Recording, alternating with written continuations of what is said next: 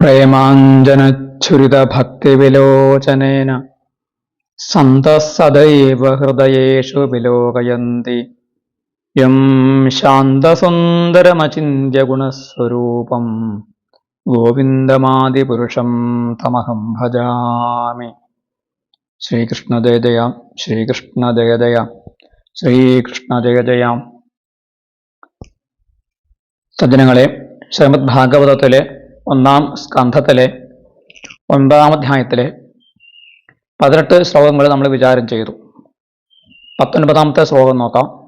ഇവിടെ കുരുക്ഷേത്ര ഭൂമിയിൽ ശരശയ്യയിൽ ശയിക്കുന്നവനായ ഭീഷ്മരുടെ അടുത്തേക്ക് ശ്രീകൃഷ്ണ ഭഗവാന്റെ നിർദ്ദേശപ്രകാരം അദ്ദേഹത്തിൻ്റെ സാന്നിധ്യത്തിൽ തന്നെ യുധിഷ്ഠിരാദികളായ പാണ്ഡവന്മാർ ഉപദേശാർത്ഥം വന്നു ചേരുകയും അദ്ദേഹത്തിൽ നിന്ന് ഉപദേശം സ്വീകരിക്കാൻ വേണ്ടി വന്നു ചേരുകയും ആ പാണ്ഡവന്മാരെയും കുന്തിയെയും കണ്ട് ഭീഷ്മർ കണ്ണീരോട് കൂടിയിട്ട് അവരുടെ ദുഃഖാനുഭവങ്ങളെക്കുറിച്ച് ഓർമ്മിക്കുകയും അവരോടുള്ള അനുകമ്പ പ്രകടിപ്പിക്കുകയും അതോടൊപ്പം സാക്ഷാൽ ഭഗവാനെ മനസ്സുകൊണ്ട് നമസ്കരിക്കുകയും ചെയ്തുകൊണ്ട് തുടർന്ന് അദ്ദേഹത്തിൻ്റെ ഉപദേശങ്ങൾ യുധിഷ്ഠിരന് നൽകുന്നതായിട്ട് പറഞ്ഞിരിക്കുന്നു. ആ ഉപദേശങ്ങൾ ഇവിടെ പറഞ്ഞിട്ടില്ല. ഉപദേശങ്ങൾക്ക് ശേഷം അദ്ദേഹം ഭഗവാനെ സ്തുതിക്കുന്നതുമായ ഭാഗങ്ങളാണ് ഈ അധ്യായത്തിൻ്റെ ചുരുക്കം. ഇവിടെ 18-ാമത്തെ ശ്ലോകത്തിൽ ഭഗവാനെ അദ്ദേഹം നമസ്കരിച്ചതായിട്ട് പറയുന്നു. എന്നിട്ട് ആ ഭഗവാന്റെ മാഹാത്മ്യം യുധിഷ്ഠിര മഹാരാജാവിന് അദ്ദേഹം പറഞ്ഞു കൊടുക്കുകയാണ്. എന്താണ് 19-ാമത്തെ ശ്ലോകത്തിൽ അദ്ദേഹം പറയുന്നത് നോക്കുക. അസ്യാനുഭാവം ഭഗവാൻ വേദഗുഹ്യതമം ശിവ ദേവർഷിർനാരദ സാക്ഷാത് ഭഗവാൻ കപിലോ നൃപ. അസ്യാനുഭാവം ഭഗവാൻ വേദഗുഹ്യതമം ശിവ ദേവർഷിർനാരദ സാക്ഷാത് ഭഗവാൻ കപിലോ നൃപ. അസ്യ അനുഭാവം ഭഗവാൻ വേദ ഗുഹ്യതമം ശിവ ദേവർഷി നാരദ സാക്ഷാത് ഭഗവാൻ കപില നൃപ. ഇങ്ങനെയാണ് ഇതിലെ പദച്ഛേദം ചെയ്യേണ്ടത്. ഇനി ശ്ലോകത്തെ അന്വയിക്കാം. ഹേ നൃപ, അസ്യ ഗുഹ്യതമം അനുഭാവം ഭഗവാൻ ശിവ ദേവർഷി നാരദ സാക്ഷാത് ഭഗവാൻ കപില വേദ. വളരെ ലളിതമായ ഒരു ശ്ലോകമാണിത്. ഹേ നൃപ, അല്ലയോ രാജാവേ എന്ന് യുധിഷ്ഠിര മഹാരാജാവിനെ സംബോധന ചെയ്തുകൊണ്ട് ഭീഷ്മർ പറയുകയാണ്. അസ്യ ഗുഹ്യതമം അനുഭാവം. അസ്യ എന്ന് വെച്ചാൽ ഇവൻ്റെ, ഇദ്ദേഹത്തിൻ്റെ, ഗുഹ്യതമം ഏറ്റവും ഗുഹ്യമായിട്ടുള്ള, അതായത് ഏറ്റവും രഹസ്യമായിട്ടുള്ള, അനുഭാവം എന്ന് വെച്ചാൽ ഇവിടെ അർത്ഥം മഹത്വം, മഹിമ എന്നാണ്. ഏറ്റവും രഹസ്യമായിട്ടുള്ള ഇദ്ദേഹത്തിൻ്റെ, ഈ ശ്രീകൃഷ്ണ ഭഗവാന്റെ മാഹാത്മ്യം. എന്താണ് ഭഗവാന്റെ മാഹാത്മ്യത്തിൽ ഇത്രയധികം രഹസ്യം എന്ന് വെച്ചാൽ, ഭഗവാന്റെ മാഹാത്മ്യം വേണ്ടതുപോലെ വേണ്ട അളവിൽ എല്ലാവർക്കും അറിയാൻ സാധിക്കുന്നില്ല. ഭഗവാനെ ഭക്തിപുരസ്സരം ഭജിച്ചിട്ടുള്ളവരും ഭഗവാനോട് അത്രയധികം അടുപ്പമുള്ളവരുമായ അതിശ്രേഷ്ഠന്മാരായ പുരുഷന്മാർ മാത്രമേ ഭഗവാന്റെ മാഹാത്മ്യം മനസ്സിലാക്കിയിട്ടുള്ളൂ എന്ന് കാണിക്കാനാണ് ഭഗവാന്റെ മാഹാത്മ്യത്തെ ഗുഹ്യതമം എന്ന് പറഞ്ഞിരിക്കുന്നത്. തമം എന്നുള്ള ഒരു പദം ചേർത്ത് കഴിഞ്ഞാൽ ഏറ്റവും കൂടുതൽ, ഇംഗ്ലീഷ് വ്യാകരണത്തിൽ സൂപ്പർലേറ്റീവ് ഡിഗ്രി എന്ന് പറയുന്ന ഒരു പ്രയോഗമുണ്ട്. അതുപോലെ കമ്പാരിറ്റീവ് ഡിഗ്രി ഉണ്ട്. ഗുഡ്, ബെറ്റർ, ബെസ്റ്റ് ഇങ്ങനെ പറയുമ്പോൾ രണ്ടാമത്തെ ബെറ്റർ എന്നുള്ളത് കമ്പാരിറ്റീവ് ഡിഗ്രി, താരതമ്യം ചെയ്തിട്ട് പറയുമ്പോഴാണ് അത് പ്രയോഗിക്കുക. അതുപോലെ സംസ്കൃതത്തിൽ തരം എന്നുള്ള ശബ്ദം പ്രയോഗിക്കും. ഗുഹ്യതരം എന്ന് പറഞ്ഞാൽ ഏതെങ്കിലും മറ്റൊന്നിനെ അപേക്ഷിച്ച് കൂടുതൽ രഹസ്യമായിട്ടുള്ളതാണെങ്കിൽ ഗുഹ്യതരം എന്ന് പറയും. ഭഗവത്ഗീതയിലൊക്കെ ഈ വാക്ക് പ്രയോഗിക്കപ്പെട്ടിട്ടുണ്ട്. അതുപോലെ ഗുഹ്യതമം എന്ന് പറയുമ്പോൾ അത് എന്താണ്, അത് സൂപ്പർലേറ്റീവ് ഡിഗ്രിയാണ്, ഏറ്റവും കൂടുതൽ എന്നർത്ഥം. തമം എന്ന് ചേർക്കുമ്പോൾ ഉണ്ടാകുന്ന അർത്ഥ വ്യതിയാനമാണ് പറഞ്ഞത്. അപ്പോൾ ഈ ഭഗവാന്റെ ഏറ്റവും നിഗൂഢമായ മാഹാത്മ്യത്തെ അറിയുന്നതാരാണ്? ഭഗവാൻ ശിവ. ശിവനെയും ഭഗവാൻ എന്ന് പറഞ്ഞിരിക്കുന്നു. ഭഗവാൻ എന്ന ശബ്ദത്തിൻ്റെ അർത്ഥം എന്താണ്, ഭഗങ്ങൾ എന്തൊക്കെയാണ്, 6 ഭഗങ്ങളെക്കുറിച്ച് കഴിഞ്ഞ വീഡിയോയിൽ പറഞ്ഞിട്ടുണ്ടായിരുന്നു. അപ്പോൾ മഹാദേവനായിരിക്കുന്ന ശിവനും ആ വിശേഷണത്തിന് അർഹനാണ് എന്നാണ് ഇവിടെ കാണിക്കുന്നത്. അതുപോലെ ഇവിടെ ദേവർഷി നാരദ, ദേവർഷി എന്ന പദത്തിനർത്ഥം എന്താണെന്നും മുമ്പ് ഞാൻ പറഞ്ഞിരുന്നു. ദേവർഷിയായ നാരദനും അറിയുന്നു. സാക്ഷാത് ഭഗവാൻ കപിലഹ വേദ, സാക്ഷാത്തായിരിക്കുന്ന ഭഗവാൻ തന്നെ, ശ്രീകൃഷ്ണ ഭഗവാൻ തന്നെയാണ് കപിലനായിട്ടും അവതരിച്ചത്. ആ കപില ഭഗവാനും ഈ ഭഗവാന്റെ മഹാത്മ്യത്തെ അറിയുന്നു. ഇങ്ങനെ വളരെ അപൂർവം ചില ആളുകൾ അദ്ദേഹത്തെക്കുറിച്ച് അറിയുന്നു എന്ന് പറഞ്ഞു. എന്ന് വെച്ചാൽ നമ്മളെപ്പോലുള്ള ആളുകൾ, അല്പജ്ഞാനികളായ ആളുകൾ ഭഗവാന്റെ മഹാത്മ്യത്തെ വേണ്ടത്ര അറിയുന്നില്ല എന്നാണ് എൻ്റെ താല്പര്യം. അതുകൊണ്ട് ഭഗവാനെ അറിയാത്ത ആളുകൾ, വേണ്ടത്ര അറിയുന്നില്ലെങ്കിൽ, ഭഗവാന്റെ ആ നിഗൂഢമായ മഹിമയെ അറിയാത്ത ആളുകൾ ഭഗവാനെക്കുറിച്ച് തെറ്റിദ്ധരിക്കാൻ സാധ്യതയുണ്ട്. അതുകൊണ്ടാണ് അവജാനന്തി മാം മൂഢാഹ മാനുഷീൻ തനുമാശ്രിതം, ഗീതയിൽ ഭഗവാൻ പറഞ്ഞിരിക്കുന്നു, മൂഢന്മാരായിട്ടുള്ള ആളുകൾ എന്നെ മനുഷ്യരൂപം ധരിച്ച് വന്നിരിക്കുന്ന എന്നെ മനുഷ്യനായിട്ട് തന്നെ കണ്ട് നിന്ദിക്കുന്നു. അവജാനന്തി, എന്നെ അപമാനിക്കുന്നു. എൻ്റെ ഭൂതമഹേശ്വരമായ രൂപത്തെ അവർ അറിയുന്നില്ല എന്ന്. അപ്പോൾ ഏറ്റവും ശ്രേഷ്ഠന്മാരായിട്ടുള്ള സാക്ഷാൽ ശിവഭഗവാൻ, നാരദ മഹർഷി, കപില മഹർഷി മുതലായിട്ടുള്ള ആളുകളാണ് ഭഗവാനെ പൂർണ്ണമായിട്ടും അറിയുന്നത് എന്നാണ് ഇവിടെ പറയുന്നത്. അതുകൊണ്ട് എന്താണ്, അങ്ങനെ അറിയാതെ വന്നാൽ എന്താണ് എന്നത് അടുത്ത ശ്ലോകത്തിൽ പറയുകയാണ്. 20ാമത്തെ ശ്ലോകം നോക്കുക. യം മന്യസേ മാതുലേയം പ്രിയം മിത്രം സുഹൃത്തമം അകരോ സചിവം ദൂതം സൗഹൃദാദഥ സാരഥിം. യം മന്യസേ മാതുലേയം പ്രിയം മിത്രം സുഹൃത്തമം അകരോ സചിവം ദൂതം സൗഹൃദാദഥ സാരഥിം. യം മന്യസേ മാതുലേയം പ്രിയം മിത്രം സുഹൃത്തമം അകരോഹോ സചിവം ദൂതം സൗഹൃദാത് അഥ സാരഥിം. ഇങ്ങനെ അതിനെ നമുക്ക് പദച്ഛേദം ചെയ്യാം. ഇനി അന്വയിക്കുന്ന സമയത്ത് യം മാതുലേയം പ്രിയം മിത്രം സുഹൃത്തമം മന്യസേ സചിവം ദൂതം സാരഥിം സൗഹൃദാത് അകരോഹോ. ഇവിടെ ത്വം എന്നുള്ള ഒരു സർവനാമം ചേർത്തിട്ടാണ് ചിന്തിക്കേണ്ടത്. അകരോഹോ, നിങ്ങൾ, നീ ചെയ്തു എന്ന് പറയുന്നു. എന്ത് ചെയ്തു? യം, യാതൊരാളെ, മാതുലേയം, മാതുലന്റെ മകനാണ് മാതുലേയൻ.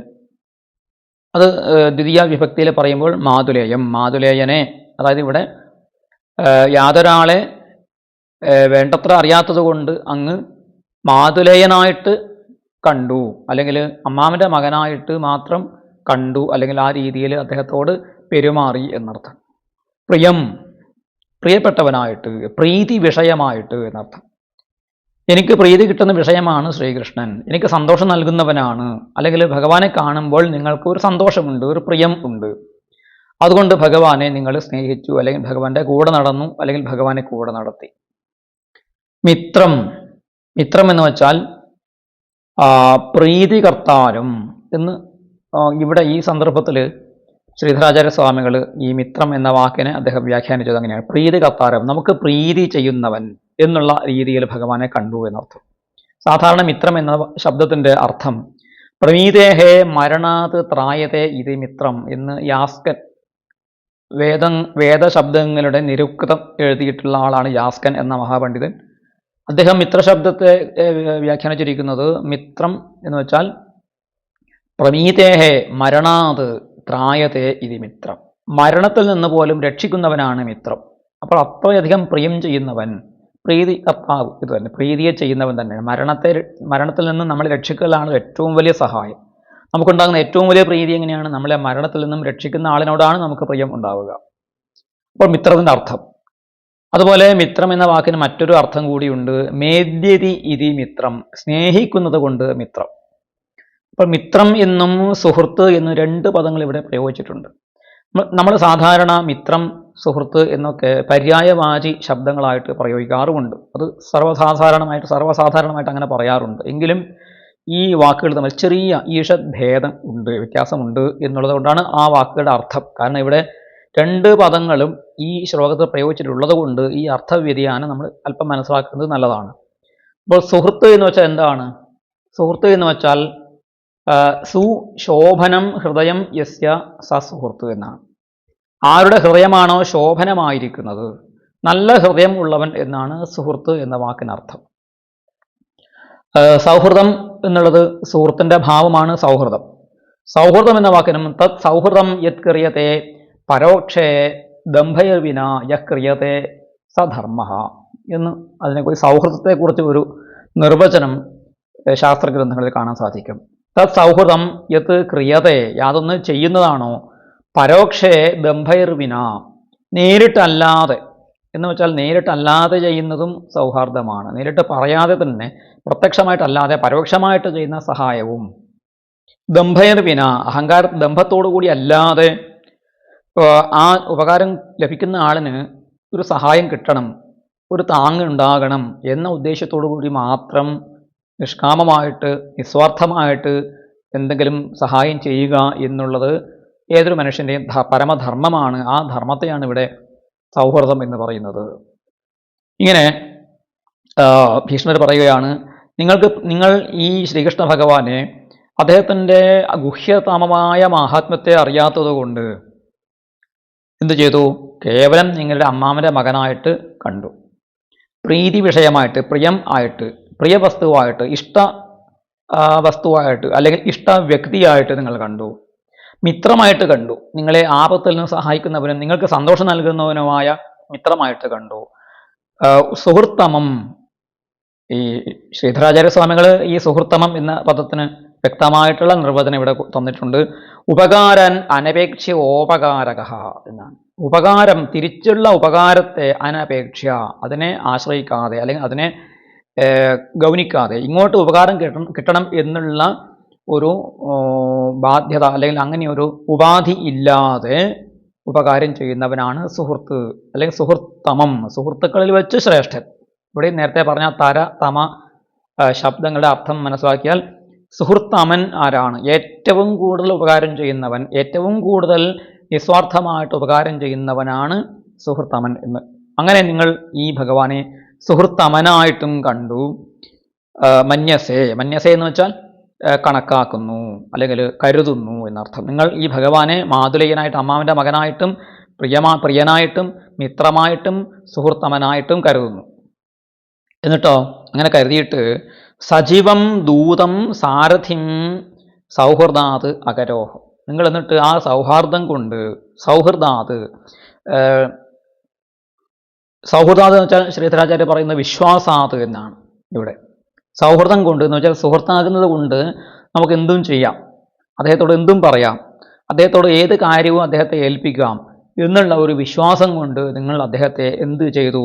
സജീവം ദൂതം സാരഥിം അകരോഹോ, അദ്ദേഹത്തെ സജീവനാക്കിയിട്ടും ദൂതനാക്കിയിട്ടും സാരഥിയാക്കിയിട്ടും മാറ്റി. ഈ മൂന്ന് തരത്തിലും ആക്കി ചെയ്തു എന്നർത്ഥം.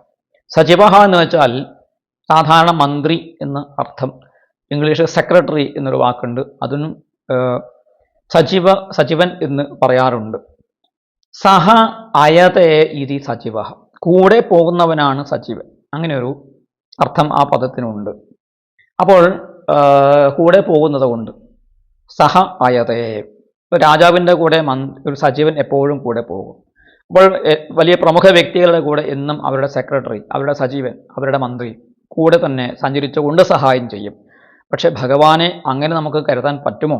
ഭഗവാൻ ഈ പ്രപഞ്ചത്തിൻ്റെ തന്നെ നായകനാണ്, രാജാധിരാജനാണ് ഭഗവാൻ. അങ്ങനെയുള്ള ഭഗവാനെ എൻ്റെ സെക്രട്ടറി ആയിട്ട്, എൻ്റെ മന്ത്രിയായിട്ട്, എൻ്റെ സഹായിയായിട്ട്, എൻ്റെ അസിസ്റ്റൻ്റായിട്ട് ഇങ്ങനെ കൊണ്ടു നടക്കാം എന്ന് നിങ്ങൾ കരുതി അങ്ങനെ ഭഗവാനെ നിങ്ങൾ ഉപയോഗിച്ചു എന്നാണ് പറയുന്നത്. ദൂതം, എന്താണ് ദൂതൻ?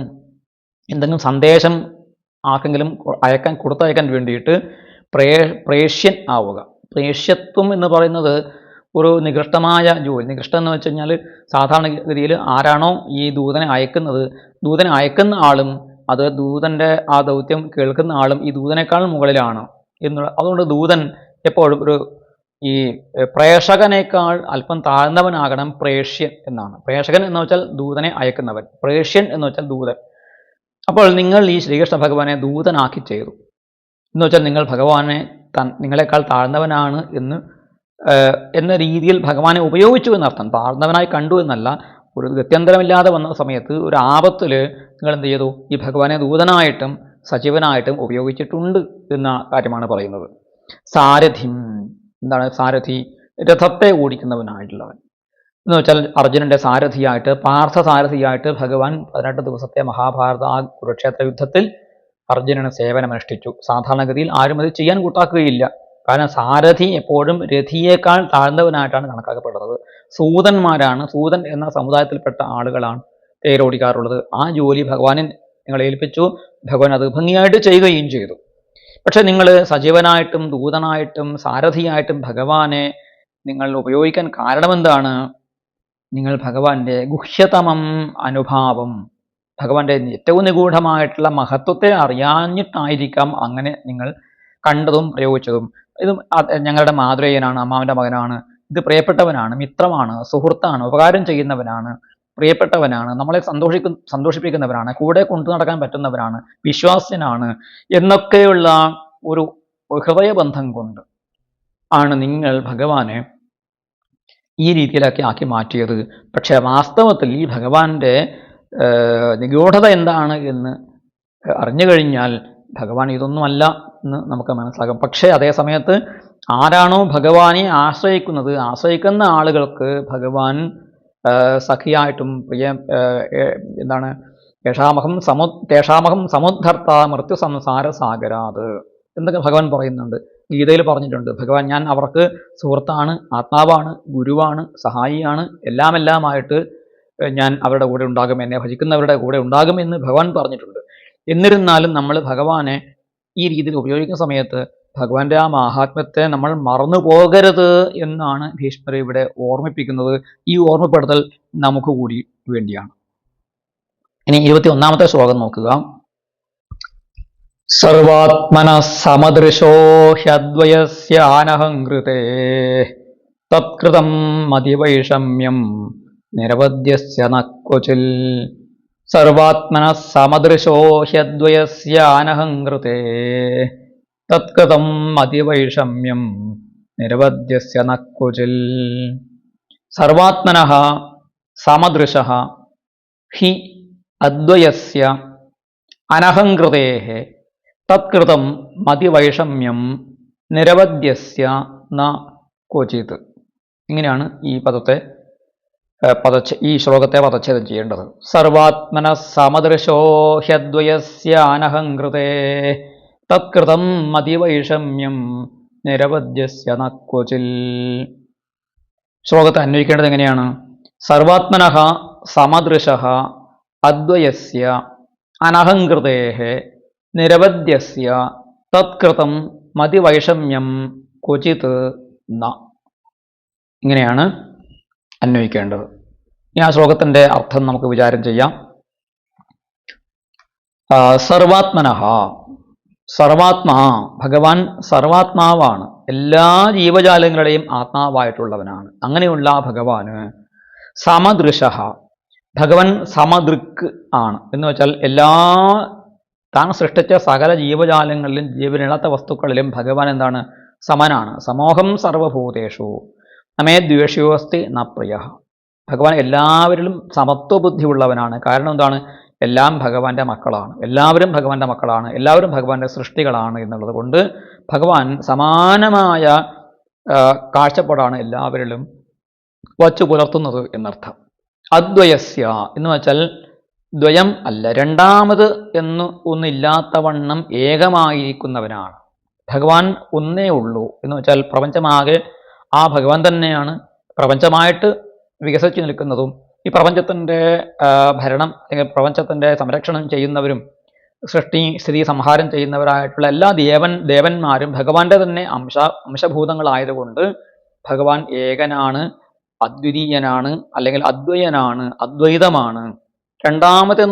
ഒന്ന് പറയാനില്ലാത്തവണ്ണം ഒന്നാണ്, ഏകനാണ്. അതുകൊണ്ടാണ് അദ്വയൻ എന്ന് പറഞ്ഞിരിക്കുന്നത്. അങ്ങനെയുള്ള അദ്വയന് അനഹങ്കൃതേഹേ, അഹങ്കൃതി എന്ന് വെച്ചാൽ അഹങ്കാരം, അഹങ്കാരം ഇല്ലാത്തവനും ഞാൻ എല്ലാം ചെയ്യുന്നു എന്നുള്ള കർത്തൃത്വബോധം ഭഗവാനില്ല. ഞാൻ എല്ലാറ്റിനും നാഥനാണ്, അതുകൊണ്ട് എനിക്ക് എന്തും ചെയ്യാം, അല്ലെ ഞാൻ കർമ്മം ചെയ്യുന്നു, ആ കർമ്മത്തിൻ്റെ ഫലം ഞാൻ അനുഭവിക്കുന്നു മുതലായിട്ടുള്ള അഭിമാനം ഭഗവാൻ ഇല്ലാത്തതുകൊണ്ട് ഭഗവാൻ അഹങ്കാരശൂന്യനാണ്. അങ്ങനെയുള്ള അഹങ്കാരശൂന്യനായ ഭഗവാന് നിരവധ്യസ്യ, നിരവധ്യം എന്ന് വെച്ചാൽ അത് ഒരു രണ്ട് നെഗറ്റീവ് പ്രത്യയങ്ങൾ ചേർന്നിട്ടുള്ളതാണ് ആ പദം. അതായത് വദ്യം എന്ന് വെച്ചാൽ പറയാൻ പറ്റുന്നത്, അവദ്യം എന്ന് വെച്ചാൽ പറയാൻ കൊള്ളാത്തത്, ദോഷമുള്ളത് എന്നർത്ഥം. ഈ അവദ്യം എന്നുള്ളതിൻ്റെ കൂടെ പിന്നെ നിഹി എന്നുള്ളൊരു ഉപസർഗം ചേർത്താൽ നിരവധ്യം എന്ന വാക്ക് കിട്ടും. നിരവധ്യം നിഹി അല്ലെങ്കിൽ ആ എന്നുള്ള ഒരു ഉപസർഗം ചേർത്താലും നിഷേധാത്മകമായ ഒരർത്ഥം കിട്ടും. അപ്പോൾ അതിന് അനവദ്യം അല്ലെങ്കിൽ നിഹി എന്ന് ചേർത്താൽ നിരവധ്യം എന്ന് കിട്ടും. അപ്പോൾ നിരവധ്യം അല്ലെങ്കിൽ അനവദ്യം എന്ന് വെച്ചാൽ അർത്ഥം ദോഷങ്ങളൊന്നും ഇല്ലാത്തത് എന്നാണ് അർത്ഥം. വദ്യം എന്ന് വെച്ചാൽ പറയാൻ പറ്റുന്നത്, അവദ്യം എന്ന് വെച്ചാൽ പറയാൻ കൊള്ളാത്തത്, നിരവധ്യം എന്ന് വെച്ചാൽ പറയാൻ കൊള്ളാത്തതെന്നില്ലാത്തത്, അതായത് പറയാൻ കൊള്ളുന്നത്, ദോഷങ്ങളില്ലാത്തത്, ദോഷരഹിതം എന്നർത്ഥം. അപ്പോൾ ഇവിടെ ഭഗവാനെ നിരവധ്യൻ എന്ന് പറയാൻ കാരണം എന്താണ്? രാഗദ്വേഷാദി ശൂന്യനാണ് ഭഗവാൻ എന്നുള്ളത് കൊണ്ട് ഭഗവാൻ നിരവധ്യനാണ്. അങ്ങനെയുള്ള നിരവധ്യനായിരിക്കുന്ന ഭഗവാൻ, ദോഷരഹിതനായ ഭഗവാന് തത്കൃതം മതിവൈഷമ്യം, അതുമൂലമുള്ള മതിവൈഷമ്യം, വൈഷമ്യം എന്ന് വെച്ചാൽ സമമല്ലാത്ത അവസ്ഥ, അതായത് ഒരു പക്ഷപാതം ഉണ്ടാവുക, ഒന്നിനോട് രാഗം ഒന്നിനോട് ദ്വേഷം, ഇങ്ങനെയുള്ള വികാരം ബുദ്ധിക്കുണ്ടെങ്കിൽ, മനസ്സിലുണ്ടെങ്കിൽ അതിന് മതിവൈഷമ്യം എന്ന് പറയും. ഈ മതിവൈഷമ്യം തത്കൃതം എന്ന് പറഞ്ഞിരിക്കുന്നത് എന്താണ്? ദൂതാധികൃതം എന്നാണ്. ദൂത്യാധികൃതം, ദൂത് ചെയ്യുന്ന പറയുന്ന സമയത്ത് യുധിഷ്ഠിരൻ്റെ ദൂതനായിട്ട് ദുര്യോധനൻ്റെ അടുത്തേക്ക് പോകുമ്പോൾ അദ്ദേഹം യുധിഷ്ഠിരൻ്റെ ആളായിട്ട് പോവുകയാണ്. യുധിഷ്ഠിരൻ്റെ ആളായിട്ട് പോയിട്ടാണ്, അദ്ദേഹത്തിൻ്റെ ദൂതനായിട്ട്, അദ്ദേഹത്തിൻ്റെ ഭൃത്യനായിട്ട് പോയിട്ടാണ് ദുര്യോധന സഭയിൽ ചെന്ന് അദ്ദേഹം തൻ്റെ ദൗത്യം നിർവഹിക്കുന്നത്, തൻ്റെ സന്ദേശം, രാജാവിൻ്റെ സന്ദേശം അവിടെ അറിയിക്കുന്നത്. അപ്പോൾ സ്വാഭാവികമായിട്ടും തൻ്റെ ആ കർമ്മം ചെയ്യുമ്പോൾ താൻ ആരുടെ ദൂതനാണോ ആ രാജാവിന് വേണ്ടിയിട്ടാണ് അവിടെ സംസാരിക്കേണ്ടത് എന്നുള്ളത് കൊണ്ട് ഭഗവാന് മതിവൈഷമ്യം വന്നിട്ടുണ്ടോ? മതിവൈഷമ്യം വന്നിട്ടില്ല. ഭഗവാന് ദുര്യോധനനും യുധിഷ്ഠിരനും പാണ്ഡവന്മാരും ധൃതരാഷ്ട്രപുത്രന്മാരും ഒരുപോലെ തന്നെയാണ്. എന്തുകൊണ്ട്? എല്ലാവരും ഭഗവാന്റെ സൃഷ്ടികളാണ് എന്നുള്ളത് കൊണ്ട്. ക്വചിത് ന എന്നാണ്. ഒരിക്കലും ഭഗവാന് മതിവൈഷമ്യം ഇല്ല. ദുര്യോധനൻ ഭഗവാൻ പറഞ്ഞത് അനുസരിക്കുന്നുണ്ടെങ്കിൽ, ദുര്യോധനൻ ഭഗവാന്റെ വാക്കുകളെ കേൾക്കുന്നുണ്ടെങ്കിൽ, ഭഗവാന്റെ വാക്കുകളെ മാനിക്കുന്നുണ്ടായിരുന്നുവെങ്കിൽ, ഭഗവാനെ ഭജിക്കുന്നുണ്ടെങ്കിൽ, ഭഗവാനെ തൻ്റെ സുഹൃത്തായിട്ടും പ്രിയപ്പെട്ടവനായിട്ടും സുഹൃത്തായിട്ടും തൻ്റെ ഇഷ്ടദേവതയായിട്ടും കരുതുകയാണെങ്കിൽ ദുര്യോധനനെയും ഭഗവാൻ അനുഗ്രഹിക്കുമായിരുന്നു, ദുര്യോധനനെയും ഭഗവാൻ സഹായിക്കുമായിരുന്നു. പക്ഷെ അതുണ്ടായില്ല. അപ്പോൾ ഭഗവാൻ നിർഗുണനാണ്, നിരാകാരനാണ്, നിർലേപനാണ്, നിർവിശേഷനാണ്, നിർവ്യാപാരനാണ്, നിഷ്ക്രിയനാണ്, നിഷ്കളങ്കനാണ്. അങ്ങനെയുള്ള ഭഗവാന് എല്ലാവരും സമന്മാരാണ്. പക്ഷേ ഭഗവാനോട് നമുക്കുള്ള ഭാവം എന്താകണം? ഈ ഭഗവാൻ എൻ്റേതാണ്, എൻ്റെ ഈശ്വരനാണ്, എൻ്റെ ആരാധനാമൂർത്തിയാണ്, എന്നെ രക്ഷിക്കുന്നവനാണ്, എൻ്റെ സ്രഷ്ടാവാണ്, എന്നെ സൃഷ്ടിച്ചവനാണ്, എന്നെ രക്ഷിക്കുന്നവനാണ്, എൻ്റെ എല്ലാമെല്ലാമാണ് എന്നുള്ള ചിന്തയോടുകൂടി ഭഗവാനെ നമ്മൾ സമീപിച്ചാൽ ഭഗവാൻ നമ്മളോട് അതിന് അനുസൃതമായിട്ടുള്ള ഒരു ഭഗവാന്റെ ആ കാരുണ്യം, ഭഗവാന്റെ ആ കടാക്ഷം നമ്മളിൽ പതിയും എന്നുള്ളതാണ്. എങ്ങനെയെന്ന് വെച്ചാൽ സൂര്യൻ എല്ലാവർക്കും പ്രകാശം നൽകുന്നവനാണ്. പക്ഷേ സൂര്യരശ്മി നമ്മുടെ ശരീരത്തിൽ എങ്ങനെയാണ് കിട്ടുക? നമ്മുടെ ശരീരം മൂടിയിട്ട് ചെന്നാൽ കിട്ടില്ല. നമ്മുടെ കുട ചൂടിയിട്ടാണ് നടക്കുന്നതെങ്കിൽ സൂര്യപ്രകാശം, സൂര്യൻ്റെ വെയിൽ നമ്മുടെ ശരീരത്തിൽ പതിക്കില്ല. നമ്മുടെ ജനലുകൾ അടച്ചിട്ട് കഴിഞ്ഞാൽ സൂര്യപ്രകാശം നമ്മുടെ മുറിയിലേക്ക് പ്രവേശിക്കില്ല. നമ്മുടെ ജനൽ നമ്മൾ തുറന്നിട്ടാൽ ആ സൂര്യപ്രകാശം നമുക്ക് എല്ലാവർക്കും കിട്ടും. അവിടെ സൂര്യന് സ്ത്രീയെന്നോ പുരുഷനെന്നോ ഏതെങ്കിലും ജാതിഭേദമോ ലിംഗഭേദമോ വർണ്ണഭേദമോ വർഗഭേദമോ ഇല്ല. അപ്പോൾ സൂര്യൻ സമദൃക്കാണ്. പക്ഷേ തുറന്നിട്ട് കഴിഞ്ഞാൽ മാത്രമേ ആ പ്രകാശം കിട്ടുകയുള്ളൂ. അതുപോലെ ഭഗവാനിലേക്ക് നമ്മൾ ഒരു ആനുകൂല്യം നമ്മൾ കാണിച്ചാൽ, നമ്മുടെ ഹൃദയത്തിൻ്റെ വാതായനങ്ങൾ ഭഗവാന് വേണ്ടി തുറന്നു വെച്ചാൽ ഭഗവാൻ നമ്മുടെ ഹൃദയത്തിലേക്ക് പ്രവേശിക്കും. നമ്മൾ ഭഗവാനെ സഹായിയായിട്ട് കണ്ടാൽ ഭഗവാൻ നമ്മളെ സഹായിക്കും. നമ്മൾ ഭഗവാനെ ശത്രുവായിട്ട് കണ്ടാൽ ഭഗവാൻ നമ്മളെ സംഹരിക്കുകയും ചെയ്യും. ഇതാണ് ഭഗവാന്റെ രീതി എന്ന് പറയുന്നത്. അപ്പോൾ ഒരു അഗ്നി അത് സ്നേഹത്തോടു കൂടി അതിനെ നമ്മൾ തൊട്ടാലും പൊള്ളും, വെറുപ്പോടു കൂടി തൊട്ടാലും പൊള്ളും. അഗ്നിയുടെ സ്വഭാവം പൊള്ളിക്കുക, ചൂട് നൽകുക എന്നുള്ളതാണ്. അതുപോലെ ഭഗവാന്റെ സ്വഭാവം എന്താണ്? തന്നിലേക്ക് ലയിപ്പിക്കുക. ഏത് രീതിയിലെങ്കിലും തൻ്റെ അടുത്തേക്ക് വരുന്ന ആളുകളെ തന്നോട് ചേർക്കുക എന്നുള്ളതാണ്. വെറുപ്പോടുകൂടി ആകാം, സ്നേഹത്തോടു കൂടിയിട്ടും ആകാം. അപ്പോൾ ഭഗവാനെ സ്നേഹത്തോടു കൂടിയിട്ട് സമീപിക്കുന്ന ആളുകളെ ഭഗവാൻ എന്തു ചെയ്യും? ഭഗവാൻ മതിമറന്ന് എല്ലാം കൊടുത്ത് സഹായിച്ചുകൊണ്ടാണ് തൻ്റെ ആളാക്കി മാറ്റുക, തന്നിലേക്ക് ലയിപ്പിക്കുക എന്നർത്ഥം. അതാണ് അടുത്ത ശ്ലോകത്തിൽ പറയുന്നത്. 21-ാമത്തെ ശ്ലോകത്തിൽ സർവാത്മന സമദൃശോ ഹ്യദ്വയസ്യാനഹംകൃതേ തത്കൃതം അതിവൈഷമ്യം നിരവധ്യസ്യ നക്വചിൽ എന്ന് പറഞ്ഞു. ഇനി ഭക്തന്മാർക്ക് എന്താണ് ഭഗവാൻ ഉപകാരം ചെയ്യുന്നത് എന്ന് അടുത്ത ശ്ലോകത്തിൽ പറയുകയാണ്. തഥാപ്യേകാന്തഭക്തേഷു പശ്യഭൂപാനുകമ്പിതം യന്മേ സൂംസ്ത്യജതഃ സാക്ഷാത് കൃഷ്ണോ ദർശനമാഗത. തഥാപ്യേകാന്തഭക്തേഷു പശ്യഭൂപാനുകമ്പിതം യന്മേ സൂംസ്ത്യജതഃ സാക്ഷാത് കൃഷ്ണോ ദർശനമാഗത. തഥാ അപി ഏകാന്തഭക്തേഷു പശ്യ ഭൂപ അനുകമ്പിതം യത് മേ അസൂൻ ത്യജതഃ സാക്ഷാത് കൃഷ്ണഃ ദർശനം ആഗതഃ. യന്മേസൂം ത്യജതഃ എന്നുള്ള ആ പദം ശ്രദ്ധിക്കുക. യത് മേ അസൂൻ, അസൂൻ എന്നാണ് ആ പദം. അസൂൻ എന്ന പദത്തിൻ്റെ കൂടെ ത്യജതഃ എന്നുള്ളൊരു പദം ചേർക്കുമ്പോൾ അസൂം ത്യജതഃ എന്നുള്ളൊരു പദം കിട്ടും. ഇങ്ങനെയാണ് പദച്ഛേദം ചെയ്യേണ്ടത്. ഇനി ആ ശ്ലോകത്തെ എങ്ങനെ അന്വയിക്കാൻ സാധിക്കും? തഥാപി ഏകാന്തഭക്തേഷു ഭൂപ അനുകമ്പിതം പശ്യ യത് അസൂൻ ത്യജതഃ മേ സാക്ഷാത് ദർശനം കൃഷ്ണഃ ആഗതഃ. നേരത്തെ തൊട്ടു മുമ്പ് പറഞ്ഞ ശ്ലോകത്തിൻ്റെ ഒരു അനുബന്ധമായിട്ടാണ് ഇവിടെ പറയുന്നത്. തഥാപി എന്ന് പറയും. തഥാ അപി, തഥാ കൂട്ടണം, അപി തഥാപി, എങ്കിലും, അങ്ങനെയാണെങ്കിലും, ഈവൻ ദോ എന്നാണ് ഈ പദത്തിന് അർത്ഥം. അപ്പോൾ അങ്ങനെയാണെങ്കിലും, എങ്ങനെയാണെങ്കിൽ ഭഗവാൻ എല്ലാവരിലും സമദൃഷ്ടിയുള്ളവനാണ്, അഹങ്കാരമില്ലാത്തവനാണ്, നിരവധ്യനാണ്. ഇങ്ങനെയൊക്കെ ആകുന്നത് കൊണ്ട് ഭഗവാന് ഒരാൾക്ക് വേണ്ടി ദൂത് പറയുന്ന സമയത്ത്, ഒരാളെ സഹായിക്കുമ്പോഴും മതിവൈഷമ്യം, വിഷമബുദ്ധി, സമത്വബുദ്ധി ഇല്ലായ്മ, അല്ലെങ്കിൽ ഒരു പക്ഷപാതം അങ്ങനെയില്ല.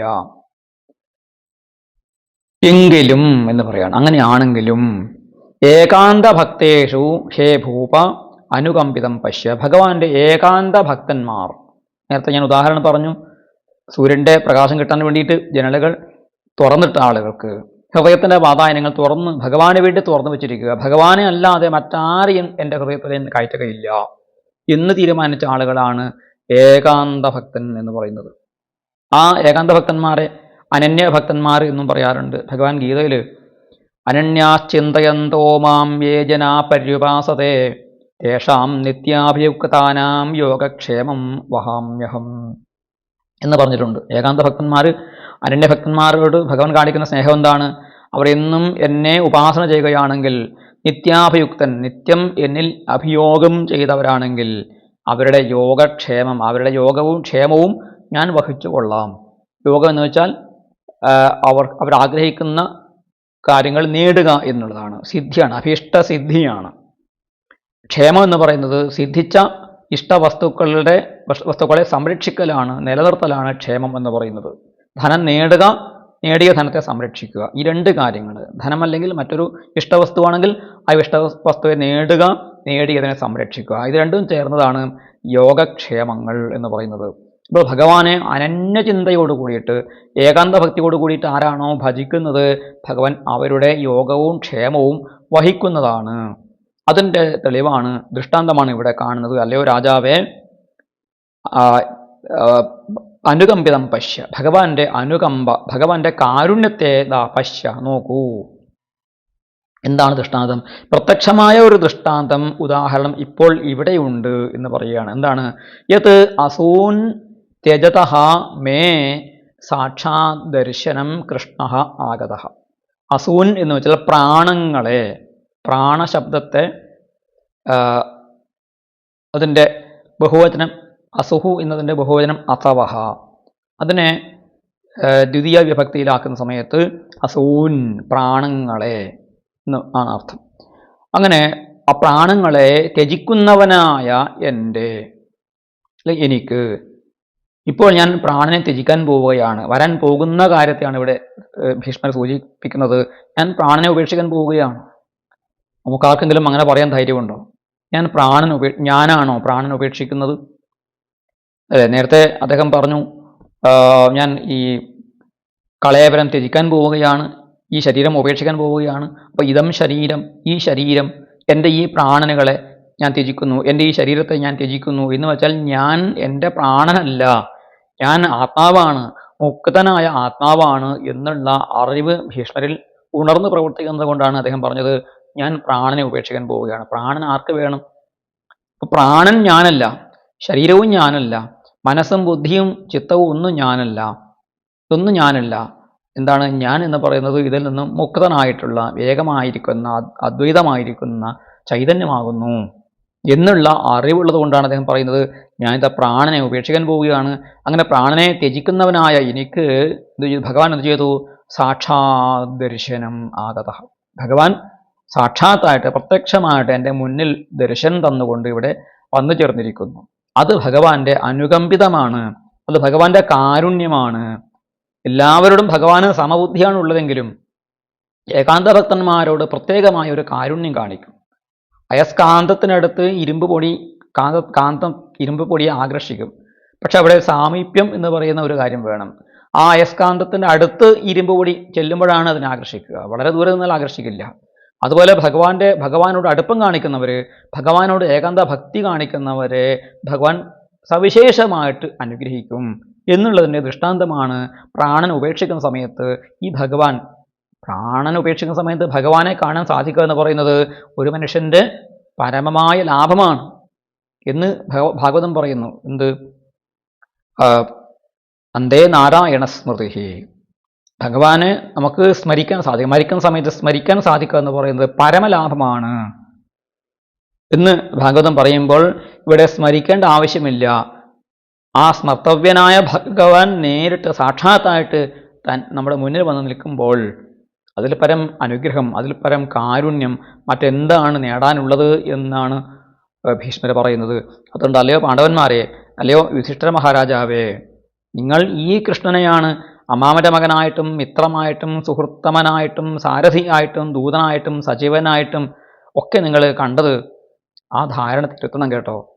ഭഗവാനെ ഈ പ്രപഞ്ചത്തിന് മുഴുവനും നായകനായിട്ട് നമുക്കെല്ലാം ചെയ്തു തരുന്നവനായിട്ട് സച്ചിദാനന്ദ സ്വരൂപമായിട്ട് തന്നെ നിങ്ങൾ നിരന്തരമായിട്ട് ഉപാസന ചെയ്താൽ ഭഗവാൻ എല്ലാമായിട്ട് നമ്മുടെ കൂടെ എന്ന് നിൽക്കുകയും മരണസമയത്ത്, പ്രാണപ്രയാണ സമയത്ത് നമുക്ക് ഒരു ആശ്രയമായിട്ട് നമ്മുടെ മുന്നിൽ വന്ന് നിൽക്കുകയും ചെയ്യും, നമുക്ക് ദർശനം നൽകും. അത് ഭഗവാന്റെ കാരുണ്യമാണ് എന്ന് പറഞ്ഞു. തഥാപ്യേകാന്തഭക്തേഷു പശ്യഭൂപാനുകമ്പിതം യന്മേസൂം ത്യജത സാക്ഷാത് കൃഷ്ണോ ദർശനമാഗത. ആണ് 22-ാമത്തെ ശ്ലോകം. ഇനി നമുക്ക് 23-ാമത്തെ ശ്ലോകം നോക്കാം.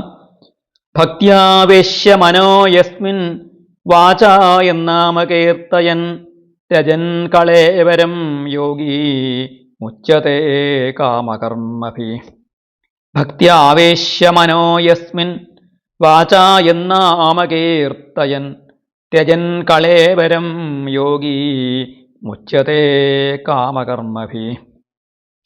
ഭക്ത്യാ ആവേശ്യ മനഃ യസ്മിൻ വാചാ എന്നാമ കീർത്തയൻ ത്യജൻ കളേവരം യോഗി മുച്യതേ കാമകർമ്മഭി.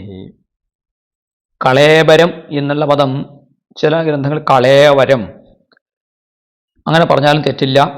വായും ബായും വഭയോരഭേദ എന്നുള്ളൊരു പ്രമാണമുള്ളത് കൊണ്ട് വ എന്നുള്ളതിന് പകരം വകാരത്തിന് പകരമായിട്ട് ഉപയോഗിക്കാറുണ്ട്. അതിൽ തെറ്റില്ല. അപ്പൊ കളേവരം അല്ലെങ്കിൽ കളേവരം രണ്ടും ശരിയാണ്. ഇവിടെ അതിൻ്റെ അന്വയം നോക്കാം നമുക്ക്.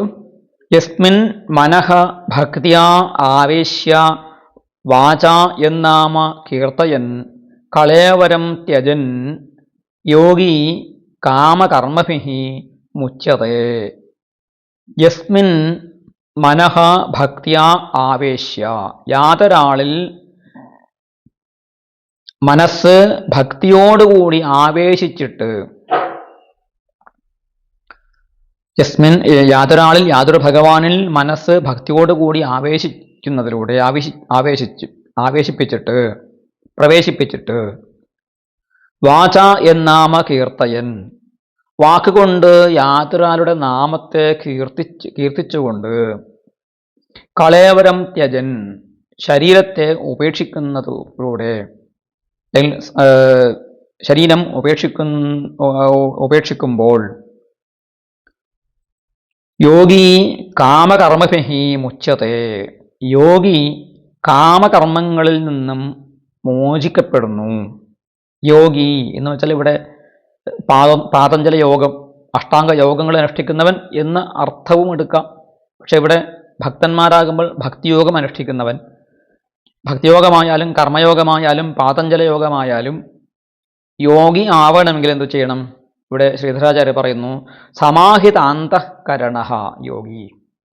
നമ്മുടെ അന്ധകരണം സമാഹിതമാകണം, സമാധിയുടെ അവസ്ഥയിൽ സമാവസ്ഥയിലേക്ക് കൊണ്ടുവരണം.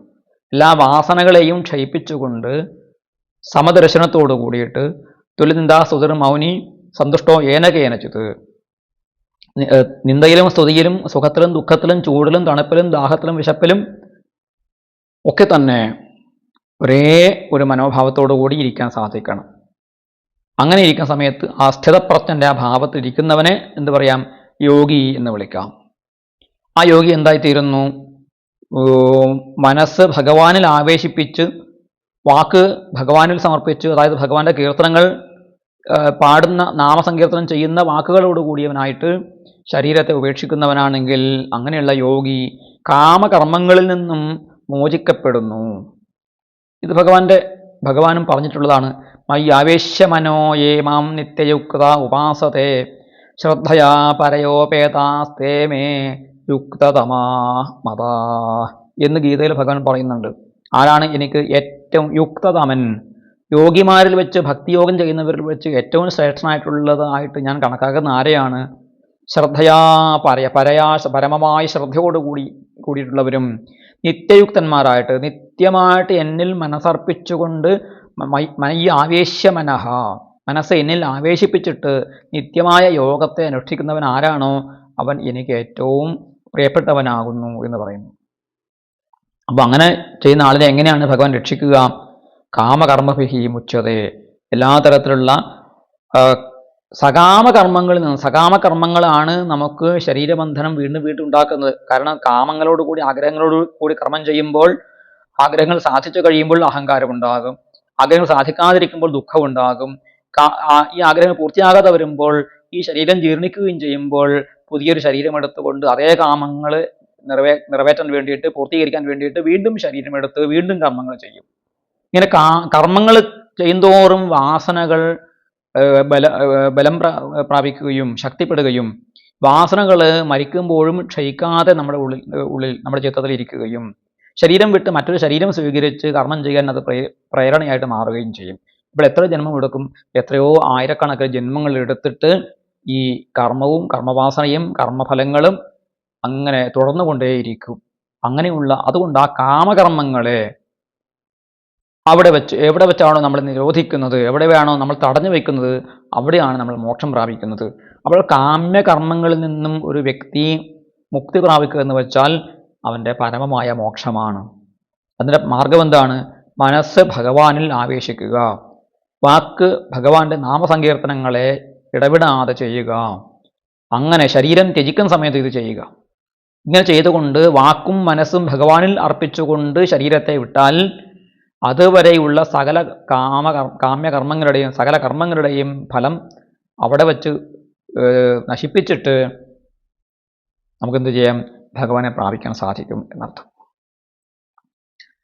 അപ്പോൾ ഭഗവാന്റെ നാമസങ്കീർത്തനം അതാണ് ദശമസ്കന്ധത്തിൽ ബ്രഹ്മാവ് ഭഗവാനെ സ്തുതിച്ചുകൊണ്ട് പറയുന്നു. ദശമസ്കന്ധത്തിലെ 2-ാം അധ്യായത്തിൽ പറയുന്നു, ശൃണ്വൻ ഗൃണൻ സംസ്മരയം ചിന്തയൻ നാമാനി രൂപാണി ച മംഗളാനി തേ ക്രിയാസു യസ്ത്വച്ചരണാരവിന്ദയോരാവിഷ്ടചേത ന ഭവായ കൽപ്പതേ. ശൃണ്വൻ ഗൃണൻ സംസ്മരയൻ, കേട്ടുകൊണ്ടും ഉച്ചരിച്ചുകൊണ്ടും സ്മരിച്ചുകൊണ്ടും മറ്റുള്ളവരെ ഓർമ്മിപ്പിച്ചുകൊണ്ടും ഭഗവാന്റെ മംഗളകരമായ നാമങ്ങളെ ആ രീതിയിൽ ചെയ്തുകൊണ്ട് അല്ലെങ്കിൽ ഉച്ചരിച്ചുകൊണ്ടും കേൾപ്പിച്ചുകൊണ്ടും കേട്ടുകൊണ്ടും ഓർമ്മിച്ചുകൊണ്ടും ഓർമ്മിപ്പിച്ചുകൊണ്ടും ആരാണോ ക്രിയാസോ യസ് ത്വച്ചരാരവിന്ദയോഹോ ആവിഷ്ടചേത, ഓരോ കർമ്മങ്ങളിലും മനസ്സ് ഭഗവാനിൽ ആവേശിച്ചവരായിട്ട് നമ്മൾ ഇടപെടുന്നത്. കർമ്മം ചെയ്യുമ്പോൾ കൈകാലുകൾ, നമ്മുടെ കരചരണാദ്യ അവയവങ്ങൾ ആ കർമ്മത്തിൽ നമ്മൾ വ്യാപരിപ്പിക്കുകയും മനസ്സ് ഭഗവാനിൽ അർപ്പിക്കുകയും ചെയ്യുക. അതൊരു സർക്കസ് കളിക്കുന്ന പോലെയാണ് അല്ലേ. സർക്കസ് കളിക്കുന്ന ആളുകൾക്ക് അങ്ങനെ ഒരു കഴിവുണ്ട്. അവർ ഒരു നൂലിൽ ഇങ്ങനെ സഞ്ചരിച്ചുകൊണ്ട് എന്ത് ചെയ്യും, കൈകൾ കൊണ്ട് പലതും ചെയ്യും. അവർ കപ്പും സോസർ എടുത്തിട്ട് അതിലേക്ക് വേറൊരാൾ കപ്പ് എറിഞ്ഞു കൊടുക്കുമ്പോൾ ഈ അതിൽ ഈ സോസർ കൊണ്ട് ആ കപ്പിനെ സ്വീകരിക്കും 2 കൈകളിൽ. അത് കഴിഞ്ഞ് വീണ്ടും കപ്പ് എറിഞ്ഞു കൊടുക്കുന്ന സമയത്ത് ആ കപ്പ് ആദ്യമുള്ള കപ്പിൻ്റെ മേലെ മറ്റൊരു കപ്പ് അവർ സ്വീകരിക്കും. ഒന്നിൻ്റെ മേലെ അങ്ങനെ അവരിങ്ങനെ ഓരോ കപ്പുകളും സ്വീകരിച്ചുകൊണ്ട് വേണം അത് ശിരസിൽ വെച്ചുകൊണ്ടും അവർ ഈ നൂലിൽ സഞ്ചരിച്ചു കൊണ്ടിരിക്കും. അപ്പോൾ ആ നൂലിൽ സഞ്ചരിച്ചു കൊണ്ടിരിക്കുകയാണ്, ഒരു ചരടിൻ്റെ മേലെ സഞ്ചരിക്കുകയാണ് എന്നുള്ള ഏകാഗ്ര ബുദ്ധി അവിടെ പ്രവർത്തിച്ചു കൊണ്ടിരിക്കുമ്പോഴും കൈകാലുകൾ എന്ത് ചെയ്യും, കൈകൾ കൊണ്ടും കണ്ണുകൊണ്ടും അവരെന്ത് ചെയ്യുന്നു, മറ്റു ചില പ്രവൃത്തികൾ അവർ ചെയ്യുന്നു. ഇങ്ങനെ ചെയ്യാൻ നമുക്ക് സാധിച്ചാൽ അതാണ് കർമ്മയോഗം എന്ന് പറയുന്നത്. അപ്പോൾ ഈ ചരടിൽ നിന്ന് വീഴാൻ പാടില്ല. ചരടിൽ നിന്ന് വീഴാതിരിക്കാൻ വേണ്ടിയിട്ടുള്ള ഏകാഗ്രമായ മനസ്സ് എപ്പോഴും ആ ചരടിൽ നമ്മൾ ചെലുത്തുകയും മറ്റു കർമ്മങ്ങളൊക്കെ അതൊക്കെ സ്വാഭാവികമായിട്ട് അതിൻ്റെ വഴിക്ക് അതിനെ വിടുക, ഇന്ദ്രിയങ്ങളെ അതിൻ്റെ വഴിക്ക് വിടുകയും മനസ്സ് ഭഗവാനിൽ എന്നും നിശ്ചല ബുദ്ധിയോട് കൂടിയിട്ട് ഭഗവാനിൽ അർപ്പിക്കുകയും ചെയ്താൽ അതാണ് മോക്ഷത്തിലേക്കുള്ള മാർഗം. അതാണ് ശരിയായ മാതൃകാപരമായിട്ടുള്ള കർമ്മയോഗം എന്ന് പറയുന്നത്. ഇത് സാധിക്കും ഭഗവാനെ ഭജിക്കുന്നവർക്ക് എന്നാണ് ഭാഗവതം നമുക്ക് പറഞ്ഞു തരുന്നത്. അതുപോലെ മറ്റൊന്ന്, മരണകാലത്ത് നമുക്ക് ഭഗവാനെ സ്മരിക്കാൻ സാധിച്ചാൽ അത് ഏറ്റവും പരമഭാഗ്യമാണ് എന്ന് പറഞ്ഞു. അന്തേ നാരായണ സ്മൃതി എന്ന് പറഞ്ഞു. അങ്ങനെ ചെയ്താൽ എന്താണ് പ്രയോജനം? യം വാപി സ്മരൻ ഭാവം ത്യയത്യന്തേ കളേവരം തം തമേവൈതി കൗന്ദേയ സദാ തദ് ഭാവഭാവിത എന്ന് ഗീതയിൽ പറയുന്നുണ്ട്. ഏതേത് വസ്തുക്കളെ നിരന്തരം സ്മരിച്ചുകൊണ്ടാണോ നമ്മൾ മരണസമയത്ത് ശരീരം ഉപേക്ഷിക്കുന്നത്, ഈ ശരീരം ഉപേക്ഷിച്ച് നമ്മൾ ആ ഭാവത്തെയാണ് സ്വീകരിക്കുക. അപ്പോൾ ഒരു ധനത്തോടുള്ള അത്യാഗ്രഹത്തോട് കൂടിയിട്ടാണ് നമ്മൾ, എനിക്കൊന്നും സമ്പാദിക്കാൻ സാധിച്ചില്ലല്ലോ എന്നുള്ള ദുഃഖത്തോട് കൂടിയിട്ടാണ് നമ്മൾ ശരീരം ഉപേക്ഷിക്കുന്നതെങ്കിൽ നമ്മൾ അടുത്ത ജന്മത്തിൽ മഹാലോഭിയായിട്ട് ധനലോഭം ഉള്ളവനായിട്ട് ജനിക്കും. അപ്പോൾ അതിലൂടെ നമുക്ക് ഒരുപാട് ദുഃഖം ഒക്കെ അനുഭവിക്കേണ്ടി വരും എന്നർത്ഥം. നേരെ മറിച്ച് ഭഗവാനെ സ്മരിക്കുകയാണെങ്കിൽ ഭഗവത് സ്വരൂപമായിട്ട് മാറും, ഭഗവാനുമായിട്ട് താതാത്മ്യം പ്രാപിക്കും. ഒരു മാനിനെ നിരന്തരമായിട്ട് സ്മരിച്ചുകൊണ്ട് ശരീരം ഉപേക്ഷിച്ച ഭരതയോഗി അടുത്ത ജന്മത്തിൽ മാനായിട്ട് ജനിക്കേണ്ടി വന്നു. ഇങ്ങനെയൊക്കെയുള്ള കഥകൾ ധാരാളം നമുക്ക് കാണാൻ സാധിക്കും. അതാണ് യം വാപി സ്മരൻ ഭാവം ത്യജത്യന്തേ കളേവരും തം തമേവൈത കൗന്ദേയ സദാ തദ് ഭാവഭാവിത എന്ന് പറയുന്നത്. അതുകൊണ്ട് മരണസമയത്ത് നമ്മൾ വളരെ നിഷ്കർഷയോട് കൂടിയിട്ട് ചെയ്യേണ്ടത് എന്താണ്? മരണസമയത്ത് ചെയ്യണമെങ്കിൽ അത് നിരന്തരം ചെയ്യുന്ന ഒരു ശീലം നമുക്കുണ്ടാകണം. ഭഗവാന്റെ നാമസങ്കീർത്തനം ചെയ്യുക, മനസ്സ് ഭഗവാനിലേക്ക് ആവേശിപ്പിക്കുക, മനസ്സുകൊണ്ട് ഭഗവാനെ സ്മരിക്കുക, നാവ് കൊണ്ട് അല്ലെങ്കിൽ വാക്കുകൊണ്ട് ഭഗവാന്റെ നാമസങ്കീർത്തനം ചെയ്യുക. ഇത് നിരന്തരം ചെയ്ത് ഉറപ്പിക്കണം. മറ്റ് പ്രവൃത്തികൾ ചെയ്യുമ്പോഴും ഹരേ കൃഷ്ണ ഹരേ കൃഷ്ണ ഹരേ നാരായണ നാരായണ ഗോവിന്ദ ഹരേ കൃഷ്ണ ഗുരുവായൂരപ്പ എന്ന് നിരന്തരമായിട്ടുള്ള നാമം നമ്മുടെ നാവിലും മനസ്സിൽ ഭഗവാന്റെ ദിവ്യസ്വരൂപത്തെയും ഭഗവാന്റെ ലീലകളെയും ഭഗവാന്റെ അനുഗ്രഹ വിശേഷത്തെയും കുറിച്ച് സ്മരിച്ചു കൊണ്ടേയിരിക്കുകയാണെങ്കിൽ മരണസമയത്തും അന്തകൻ വരുന്ന സമയത്തും ഹരേ നാരായണ കൃഷ്ണ എന്ന് നമ്മൾ അറിഞ്ഞും അറിയാതെയും നമ്മുടെ ശീലമായിട്ട് മാറി നമ്മൾ ചെയ്യും, ഭഗവാന്റെ പാദസ്മരണയും ചെയ്യും. അതോടുകൂടി കാമകർമ്മഭിഹി മുച്യതേ, കാമകർമ്മങ്ങളിൽ നിന്ന് നമ്മൾ മോചിക്കപ്പെടുകയും ചെയ്യും. അതിനുവേണ്ടിയാണ് നമ്മൾ അഭ്യാസം ചെയ്യേണ്ടത്, അതിനു വേണ്ടിയിട്ടാണ് പരിശീലനം ചെയ്യേണ്ടത്. സർക്കസുകാരൻ ചരടിലൂടെ നടക്കുന്നത് പെട്ടെന്ന് ഒരു ദിവസം നടക്കുന്നതല്ല, നിരന്തരമായിട്ട് വർഷങ്ങളോളം അതിനു വേണ്ടിയിട്ട് അവൻ അഭ്യാസം ചെയ്തിട്ടാണ് ചരടിലൂടെ നടക്കുന്നത്. നമുക്കും സാധിക്കും. ചരടിലൂടെ നടന്ന് കാശുണ്ടാക്കുകയല്ല നമ്മുടെ ലക്ഷ്യം. നമ്മൾ ഭക്തിയോഗമാകുന്ന ചരടിലൂടെ, ഭഗവത് ധ്യാനമാകുന്ന, ഭഗവത് സ്മരണയാകുന്ന ചരടിലൂടെ വീഴാതെ നടക്കാൻ നമ്മൾ പഠിക്കണം. വീണുപോയ എന്താ? വീണുപോയ ഒരു കുഴപ്പവുമില്ല. സർക്കസുകാരൻ ചരടിൽ നിന്ന് കാല് തെറ്റി വീണുപോയാൽ അവൻ്റെ പണി തീരും, സിദ്ധി കൂടും. പക്ഷേ ഭക്തിയോഗം അനുഷ്ഠിക്കുന്ന ആളുകൾക്ക് ഒരുപക്ഷെ കാലിടറെ വീണുപോയാൽ താഴെ ഭഗവാൻ വല വിരിച്ചു വെച്ചിട്ടുണ്ടാകും. ആ വലയിലേക്കാണ് ഭഗവാന്റെ കൈകളിലേക്കാണ് വീഴുക. അതുകൊണ്ട് വീഴില്ല. വീണാൽ തന്നെ കാലൊടിയില്ല, കൈ ഒടിയില്ല, ഒരു അപകടവും സംഭവിക്കില്ല. വീണ്ടും നമുക്ക് നമ്മുടെ അഭ്യാസം തുടരുകയും ചെയ്യാം എന്നുള്ള ഒരു സൗജന്യം ഭക്തിയോഗത്തിന് മാത്രമേ ഉള്ളൂ എന്നും ഭാഗവതം പറയുന്നു. അതുകൊണ്ട് ആരും മടിക്കേണ്ട, എല്ലാവരും ഭഗവാനെ ഭജിച്ചോളൂ. എന്തിനേറെ കാലം കളയുന്നു അല്ലേ? പൂന്താനം പറഞ്ഞ അങ്ങനെയാണ്. എന്തിനു വൃഥാ കാലം കളയുന്നു, വൈകുണ്ഠത്തിന് പൊയ്ക്കൊള്ളിന്. എല്ലാവർക്കും വൈകുണ്ഠത്തിലേക്ക് പോകാനുള്ള വിസ എടുക്കാൻ സാധിക്കും. അത് എടുത്തു വെച്ചുകൊള്ളൂ എന്നാണ് ഭാഗവതം പറയുന്നത്. അപ്പോൾ അതാണ് 23-ാമത്തെ ശ്ലോകത്തിൽ നമ്മൾ കണ്ടത്. ഇനി ഭക്ത്യാവേശ്യമനോ യസ്മിൻ വാചാ എന്നാമകീർത്തയൻ ത്യജൻ കളേബരം യോഗി മുച്യതേ കാമകർമ്മഭി. അതാണ് 23-ാമത്തെ ശ്ലോകം. നമുക്ക് 24-ാമത്തെ ശ്ലോകം നോക്കാം. സ്വദേവദേവോ ഭഗവാൻ പ്രതീക്ഷതാം കളേബരം യാവദിദം ഹിനോമ്യഹം പ്രസന്നഹാസാരുണലോചനോല്ലസന്മുഖാംബുജോ ധ്യാനപഥശ്ചതുർഭുജ. സദേവദേവോ ഭഗവാൻ പ്രതീക്ഷതാം കളേബരം യാവദിദം ഹിനോമ്യഹം പ്രസന്നഹാസാരുണലോചനോല്ലസന്മുഖാംബുജോ ധ്യാനപഥശ്ചതുർഭുജ. ഭഗവാനെ സവിശേഷമായ ഒരു ഛന്ദസ്, ഒരു വൃത്തത്തോടു കൂടിയിട്ടാണ് അവിടെ ഭീഷ്മർ സ്തുതിക്കുന്നത്. ഭീഷ്മരാണെങ്കിൽ സ്തുതിക്കുന്നതെങ്കിലും പറയുന്നത് വ്യാസനായതുകൊണ്ട് വ്യാസൻ മഹാഭാരതത്തിലും ഭാഗവതത്തിലും മറ്റു പുരാണങ്ങളിലൊക്കെ തന്നെ അനുവർത്തിച്ചിട്ടുള്ള ഒരു രീതി, അദ്ദേഹത്തിൻ്റെ മനസ്സിന് ആവേശം വരുമ്പോൾ അദ്ദേഹം അനുഷ്ടുപ വൃത്തം അങ്ങ് മറക്കും. അനുഷ്ടുപ വൃത്തം ഓരോ വരിയിലും 8 അക്ഷരം വീതമുള്ള അനുഷ്ടുപ വൃത്തത്തെ വിട്ട് അദ്ദേഹം ഇന്ദ്രവജ്ര, ഉപേന്ദ്രവജ്ര, വസന്തതിലക, അല്ലെങ്കിൽ കുറേ കൂടി വലിയ വൃത്തങ്ങളായിട്ടുള്ള ശ്രദ്ധര, ശാർദൂല വിക്രീഡിതം മുതലായിട്ടുള്ള വൃത്തങ്ങളിലേക്ക് വ്യാസൻ മാറുന്നുണ്ടെങ്കിൽ നമ്മൾ മനസ്സിലാക്കേണ്ടത് വ്യാസനിൽ കൃഷ്ണൻ ആവേശിച്ചിരിക്കുന്നു. വ്യാസഭഗവാൻ കൃഷ്ണഭക്തി കൊണ്ട് അദ്ദേഹം രോമാഞ്ച പുളകിതനായിട്ട് അത്യാവശ്യത്തോടു കൂടി നമ്മളോട് എന്തോ പറയുകയാണ് എന്നാണ് നമ്മൾ മനസ്സിലാക്കേണ്ടത്. അതാണ് ഈ ശ്ലോകം. വൃത്തം മാറി, വൃത്തത്തിൽ അല്പം വ്യത്യാസം വരുത്തിക്കൊണ്ട് സദേവദേവോ ഭഗവാൻ പ്രതീക്ഷതാം, ഇന്ദ്രവജ്ര എന്ന വൃത്തത്തിൽ ഉപേന്ദ്രവജ്ര എന്ന വൃത്തത്തിൽ ഉപേന്ദ്രവജ്രയാണ്. സദേവദേവോ ഭഗവാൻ പ്രതീക്ഷതാം കളേവരം യാവദിദം ഹിനോമ്യഹം പ്രസന്നഹാസാരുണലോചനോല്ലസന്മുഖാംബുജോ ധ്യാനപഥശ്ചതുർഭുജ എന്ന് അവിടെ ഭീഷ്മരെ കൊണ്ട് പറയിക്കുകയാണ് വ്യാസൻ. സഹ ദേവദേവ ഭഗവാൻ പ്രതീക്ഷതാം കളേബരം യാവത് ഇദം ഹിനോമി അഹം പ്രസന്നഹാസാരുണലോചനോല്ലസന്മുഖാംബുജ. വലിയൊരു പദമാണ്, വലിയൊരു സമസ്ത പദമാണ് അവിടെ പറഞ്ഞിരിക്കുന്നത്. ധ്യാനപഥ ചതുർഭുജ, ഇതാണ് അതിൻ്റെ പദച്ഛേദം. അന്വയം നോക്കുക.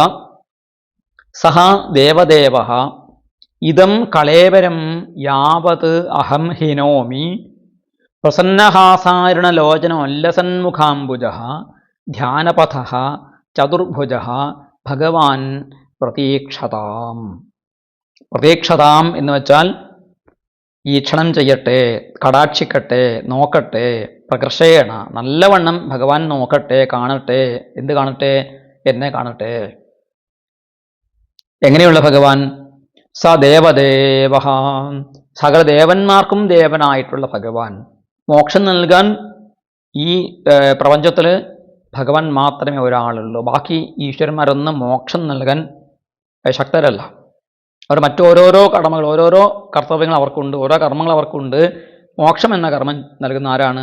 സാക്ഷാത് ശ്രീ ഗുരുവായൂരപ്പനാണ്. അതുകൊണ്ടാണ് മരണശേഷം നമ്മളെ തിരുനെല്ലി മഹാവിഷ്ണുവിൻ്റെ അടുത്തോ അല്ലെങ്കിൽ തിരുവല്ലയിലെ മഹാവിഷ്ണുവിൻ്റെ അടുത്തോ ഏതെങ്കിലും ഒരു വിഷ്ണു ക്ഷേത്രത്തിലെ വിഷ്ണുപാദത്തിൽ നമ്മുടെ ജീവനെ കൊണ്ട് സമർപ്പിക്കാൻ നമ്മൾ ചെയ്യാറുണ്ടല്ലോ. മരണാനന്തര ക്രിയകളിൽ ചില ആളുകൾ വിഷ്ണുപാദത്തിൽ ചേർക്കുക എന്ന് വൈദിക കർമ്മങ്ങളിലായാൽ പോലും അങ്ങനെ തന്നെ പറയും. നാരായണ നാരായണ നാരായണ എന്ന് ജപിച്ചുകൊണ്ട് വിഷ്ണുപാദത്തിൽ ചേർക്കുന്നതായിട്ട് സങ്കല്പിച്ചുകൊണ്ടാണ് ഈ മരണാനന്തര ക്രിയയുടെ ഭാഗമായിട്ടുള്ള സപിണ്ഡി മുതലായിട്ടുള്ള കർമ്മങ്ങളിൽ ഈ പിതൃലോകത്തിലേക്ക് ചേർക്കുന്ന ആ സന്ദർഭത്തിലെ കർമ്മത്തിൽ നമ്മളെ സ്മരിക്കാൻ വേണ്ടിയിട്ട്, സങ്കല്പിക്കാൻ വേണ്ടിയിട്ട് നമ്മുടെ പുരോഹിതന്മാർ നമ്മളോട് പറയുക, നാരായണ നാരായണ നാരായണ മന്ത്രം ജപിച്ചുകൊണ്ട് സ്മരിച്ചുകൊണ്ട് ഈ ആത്മാവിനെ വിഷ്ണുപാദത്തിൽ ചേർക്കുന്നു എന്ന് സ്മരിക്കാൻ വേണ്ടി പറയും. അല്ലെങ്കിൽ നമ്മൾ ചില സമയത്ത് ചില ആത്മാക്കൾക്ക് മോക്ഷം കൊടുക്കാൻ വേണ്ടിയിട്ട് പ്രതിമയിൽ ആ ജീവനെ നമ്മൾ എന്ത് ചെയ്യും? ആവാഹിച്ചിട്ട് ആ പ്രതിമയ്ക്ക് വേണ്ടിയിട്ട് തിലോഹോമാദികളൊക്കെ ചെയ്ത് ഭാഗവത ഒക്കെ ശ്രവണം ചെയ്യിപ്പിച്ച് കൽപ്പിച്ച് മുക്തി പ്രാപിക്കാൻ വേണ്ടി ഒടുവിൽ അതിനെ ഉദ്വസിക്കുന്ന സമയത്ത് ആ പ്രതിമയെ എന്ത് ചെയ്യും? തിരുനെല്ലിയിൽ കൊണ്ട് ചെന്ന് നമ്മൾ സമർപ്പിക്കും. അല്ലെങ്കിൽ തിരുവല്ലത്ത് സമർപ്പിക്കും. അല്ലെങ്കിൽ അങ്ങനെയുള്ള ചില വിഷ്ണു ക്ഷേത്രങ്ങളിൽ ചെന്ന് സമർപ്പിക്കുന്നതിൻ്റെ ഉദ്ദേശം എന്താണ്? ഭഗവാൻ ദേവദേവനാണ്, ഭഗവാൻ മോക്ഷം നൽകുന്നവനാണ് എന്നുള്ളത് കൊണ്ട്. ദേവദേവ ഇതം കളേബരം യാവത് അഹം ഹിനോമി. നേരത്തെ ഞാൻ പറഞ്ഞു, എന്മേസവും ത്യജത, ഞാൻ എൻ്റെ ഈ പ്രാണനുകളെ ത്യജിക്കുന്ന സമയത്ത് ഭഗവാൻ വന്നു. ഇവിടെ അദ്ദേഹം പറയുകയാണ്, ഇതം കളേബരം യാവത് അഹം ഹിനോമി. ഈ ശരീരത്തെ ഞാൻ എപ്പോഴാണോ ഉപേക്ഷിക്കുന്നത്, ഈ ശരീരം ഞാൻ ഉപേക്ഷിക്കുകയാണ്. അപ്പോൾ ഈ ശരീരം ഞാനല്ല. അതാണ് ഭീഷ്മരുടെ ഉത്തമ ബോധ്യം. ആ ബോധ്യം നമുക്കും ഉണ്ടാകേണ്ടതാണ്. ശരീരത്തോട് അമിതമായ മമത്വം നമ്മൾ ഉപേക്ഷിക്കണം. മരിക്കുമ്പോഴെങ്കിലും കളഞ്ഞിട്ട് ഈ ശരീരം എൻ്റെതല്ല, ഇത് ഞാനല്ല എന്ന് ചിന്തിക്കണം. അപ്പോൾ ഈ ശരീരം ഇവിടെ നിന്ന് ഉപേക്ഷിച്ച് പോകുന്ന സമയത്ത് ഒരു പാമ്പ് അതിൻ്റെ പടം പൊഴിക്കുന്നത് പോലെ, പാമ്പ് അതിൻ്റെ ആ ശരീരത്തിൻ്റെ മുകളിലുള്ള ഉറ അതിനെ ഉപേക്ഷിച്ച് പുതിയൊരു ഉറ തേടി പോകും. ആ ഉറ തനിയെ അതിൽ ശരീരത്തിൽ തന്നെ വളർന്നു വരികയാണ്. അതിൻ്റെ പടം പൊഴിച്ച് പോകുന്ന സമയത്ത് ആ പാമ്പിൻ്റെ പടത്തോട് ആ പാമ്പിന് യാതൊരു മമത്വവും ഇല്ല. എൻ്റെ പാടം ഞാനത് ഇവിടെ വിട്ടുപോകുന്നു, അയ്യോ കഷ്ടം എന്ന് പറഞ്ഞ പാമ്പ് അനുശോചിക്കാറില്ല, കരയാറില്ല, ദുഃഖിക്കാറില്ല. അതുപോലെ നമ്മുടെ ഈ ജീവാത്മാവാകുന്ന പാമ്പിൻ്റെ പടമാണ് ഈ ശരീരം. അതിനെ വിട്ടുപോകുമ്പോൾ ഒരു തരത്തിൽ നമ്മൾ വ്യാകുലപ്പെടേണ്ടതില്ല. ഇത് എൻ്റെ ഈ ശരീരം ഞാൻ ഇവിടെ ഉപേക്ഷിക്കുന്നു എന്നുള്ള ഭാവത്തിൽ ഉപേക്ഷിച്ച് പോകാൻ സാധിക്കണം. അങ്ങനെ ഞാൻ എൻ്റെ ഈ ശരീരം യാവത് അഹം ഹിനോമി, ഞാൻ ഇത് ഉപേക്ഷിക്കുന്നത് വരെ എന്ന് പറഞ്ഞിരിക്കുന്നു. അപ്പോൾ ഇവിടെ അതിൻ്റെ സൂചന എന്താണ്? എനിക്ക് ഇനിയും പോകാൻ താമസമുണ്ട്, മരിക്കാറായിട്ടില്ല എന്നുള്ള വിളംബം ദ്യോതയതി എന്ന് ശ്രീധരാചാര്യ പറഞ്ഞിരിക്കുന്നു. യാവത് എന്ന് പറഞ്ഞുകൊണ്ട് അല്പ താമസമുണ്ട്, എനിക്ക് പോകാറായിട്ടില്ല, ഇപ്പോൾ ഉപേക്ഷിക്കുകയല്ല, ഞാൻ ഉപേക്ഷിക്കുന്നത് വരെ എന്ന് പറഞ്ഞിരിക്കുന്നു. അപ്പോൾ ഉപേക്ഷിക്കാറായിട്ടില്ല, ഇനിയും കുറച്ചൊരു കാലതാമസമുണ്ട്. എന്താണ്? ഹിനോമി, ഉപേക്ഷിക്കുന്നു. അവിടെ അദ്ദേഹത്തിൻ്റെ ആ സ്വാതന്ത്ര്യബോധം, ശരീരബന്ധനത്തിൽ നിന്നും ഞാൻ മുക്തനാകാൻ പോവുകയാണ്, ഏതാനും നിമിഷങ്ങൾക്കകം ഞാൻ മുക്തനാകാൻ പോവുകയാണ് എന്നുള്ള ആ ഒരു സ്വാതന്ത്ര്യബോധത്തെ സൂചിപ്പിക്കുന്നതാണ് ഹിനോമി എന്ന പദം. അപ്പോഴും പ്രസന്നഹാസാരുണ ലോചനോല്ലസന്മുഖാംബുജ ധ്യാനപഥ ചതുർഭുജ ഭഗവാൻ പ്രതീക്ഷതാം. അന്നേരം ആ സമയത്ത് ഭഗവാൻ എന്നെ വീക്ഷിക്കട്ടെ, എന്നെ കടാക്ഷിക്കട്ടെ. എങ്ങനെയുള്ള ഭഗവാൻ? ഉഗ്രമൂർത്തിയായിട്ടുള്ള ഭഗവാനാണോ? സകല ശത്രുക്കളെയും ഹനിക്കുന്നവനായിട്ടുള്ള കാലോസ്മി ലോകക്ഷയക പ്രവൃദ്ധോ ലോകൻ സമാഹർത്തുമേഹ പ്രവൃത്ത എന്ന് അർജുനനോട് പറഞ്ഞ്, ഞാനിപ്പോൾ കാലനാണ് അർജുന, സകല ക്ഷത്രിയന്മാരെയും നിഗ്രഹിക്കാൻ വേണ്ടി ഞാൻ ഒരുങ്ങി നിൽക്കുന്ന കാലനായിട്ടാണ് ഞാൻ എൻ്റെ മുന്നിൽ നിൽക്കുന്നത് എന്ന് വിശ്വരൂപ ദർശനത്തിൽ അർജുനനോട് പറഞ്ഞ ആ ഉഗ്രസ്വരൂപിയായിരിക്കുന്ന ഭഗവാനാണോ? അല്ല. പ്രസന്നഹാസ ആരുണ ലോചനം ഉല്ലസന്മുഖാംബുജ, പ്രസന്നമായ ഹാസം, പ്രസാദാത്മകമായ പുഞ്ചിരി കൊണ്ട്, അരുണലോചനം, ചുവന്ന കണ്ണുകൾ. ചിരിക്കുമ്പോൾ ഭഗവാന്റെ കണ്ണുകൾ അല്പം ഒന്ന് ചുവക്കും. ഭഗവാന്റെ കണ്ണുകൾ ഭാവങ്ങളിങ്ങനെ പല പല ഭാവങ്ങളിങ്ങനെ കലർന്നു വരുന്ന ഒരു കണ്ണാണ് ഭഗവാന്റെ. അപ്പോൾ ഭഗവാന്റെ കടക്കണ്ണും അല്പം ചുവന്ന് കാരുണ്യം കൊണ്ട് ചുവപ്പ് വരും. അങ്ങനെയുള്ള അരുണലോചനാഭ്യാം ഉല്ലസന്മുഖാംബുജം. ഉല്ലസൻ എന്നുള്ളതിന്, ഉല്ലസത് എന്നുള്ളതിന് ശ്രീധരാചാര്യ പറഞ്ഞിരിക്കുന്നത് രുചിരം എന്നാണ്. മനോഹരമായിട്ടുള്ള, ആർക്കും ആകർഷണം തോന്നുന്നതായ ഭഗവാന്റെ മുഖാംബുജം, മുഖമാകുന്ന താമരപുഷ്പം, മുഖമാകുന്ന അംബുജം താമര, വിടർന്നു നിൽക്കുന്ന ഭഗവാന്റെ മുഖത്തിൻ്റെ ആ വിടർന്നു നിൽക്കുന്ന ഭാവത്തെയാണ് താമരയായിട്ട് പറയുന്നത്.